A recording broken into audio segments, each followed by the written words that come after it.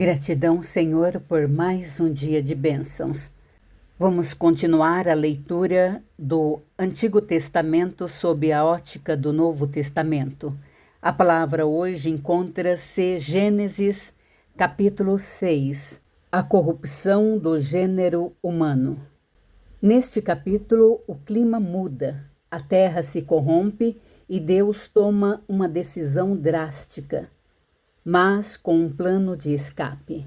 Vamos acompanhar a leitura do capítulo 6, do versículo 1 ao 4. Como se foram multiplicando os homens na terra, eles nasceram filhas, vendo os filhos de Deus que as filhas dos homens eram formosas, tomaram para si mulheres, as que entre elas mais lhe agradaram. Então disse o Senhor: o meu espírito não agirá para sempre no homem, pois este é carnal, e os seus dias serão 120 anos. Ora, naquele tempo havia gigantes na terra, e também depois, quando os filhos de Deus possuíram as filhas dos homens, os quais lhe deram filhos, estes foram valentes, varões de renome na antiguidade. O mistério dos filhos de Deus. Existe um grande debate aqui, mas a revelação central é que houve uma mistura que corrompeu a genética e a espiritualidade humana.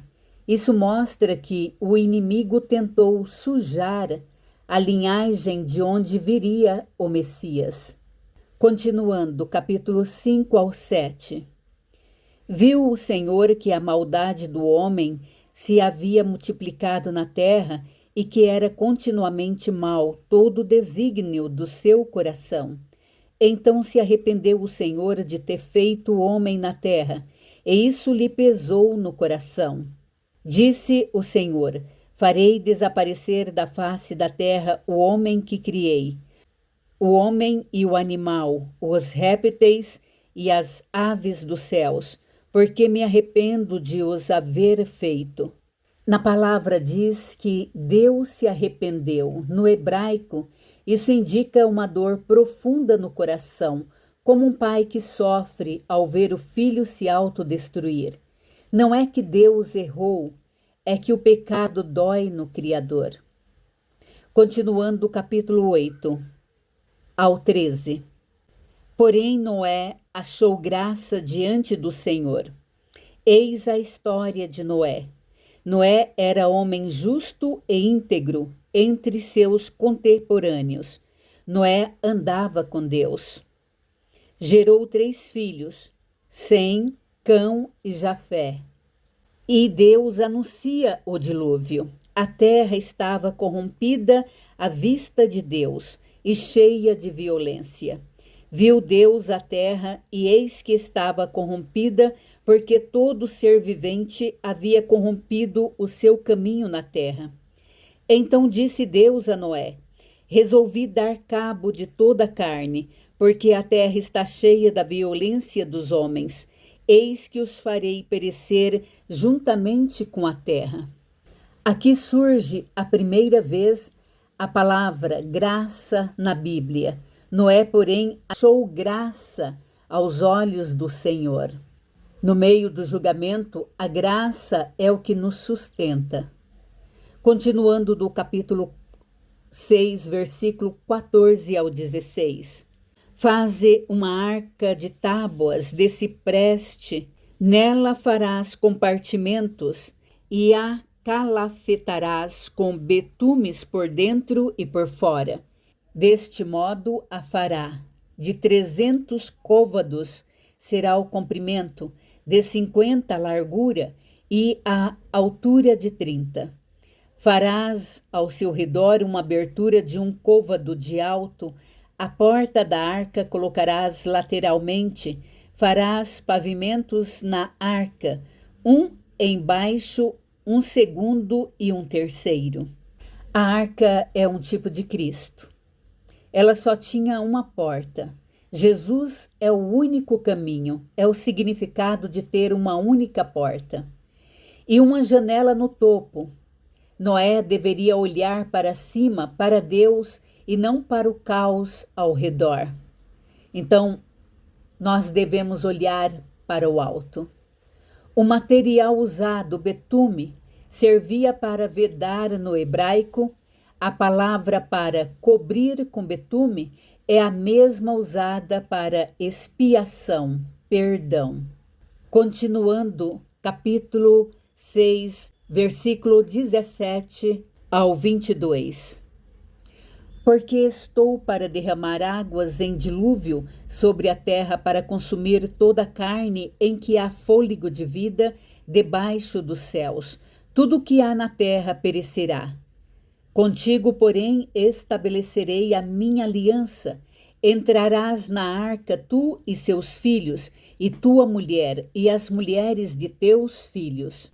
De tudo que vive de toda a carne, 2 de cada espécie, macho e fêmea, farás entrar na arca, para os conservares vivos contigo. Das aves segundo sua espécie, do gado segundo sua espécie, de todo réptil da terra segundo sua espécies. 2 de cada espécie virão a ti, para os conservares em vida.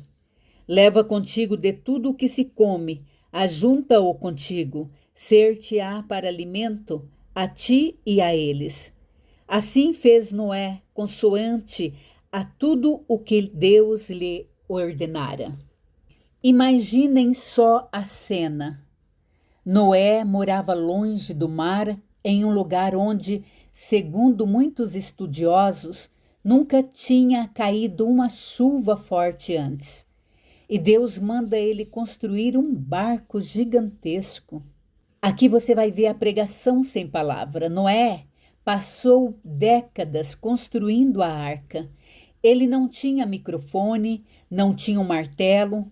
Cada batida do martelo na madeira era um grito para aquela geração. O juízo vem, arrependam-se. Deus preparou um escape. O silêncio do mundo. A Bíblia diz que o mundo continuou vivendo como se nada estivesse acontecendo. Eles ouviam o som do trabalho de Noé, viam a arca crescendo, mas o coração deles estava surdo. Imagina quantas vezes Noé foi chamado de louco, de fanático, de profeta do caos. Ele pregou por mais de 100 anos com o som das ferramentas, mas o único resultado que ele viu foi sua própria família. Pensa, às vezes, você pode estar aí na sua casa, batendo seu martelo, que significa orando pelos seus filhos, lendo a Bíblia, tentando viver uma vida correta, e as pessoas ao seu redor zombam, dizem que você está perdendo tempo. Isso parece familiar para você? As marteladas de Noé não converteram a multidão, mas salvaram a casa dele.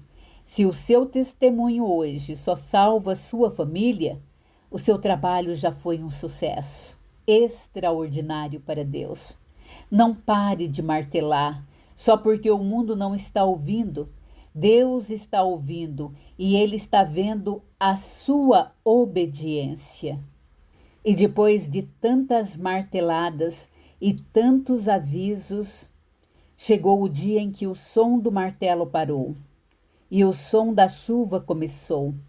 A porta foi fechada. Aqui nós temos uma conexão com a palavra de Mateus no capítulo 24, do 37 ao 39.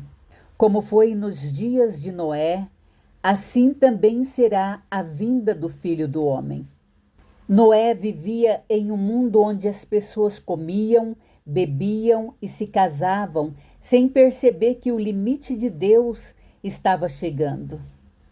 Então, para e pense um pouquinho.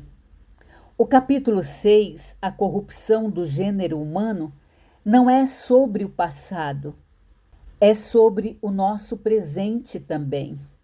No meio de um mundo que perdeu o temor, a pergunta não é se o mundo está ruim, Mas sim, você já achou graça diante do Senhor?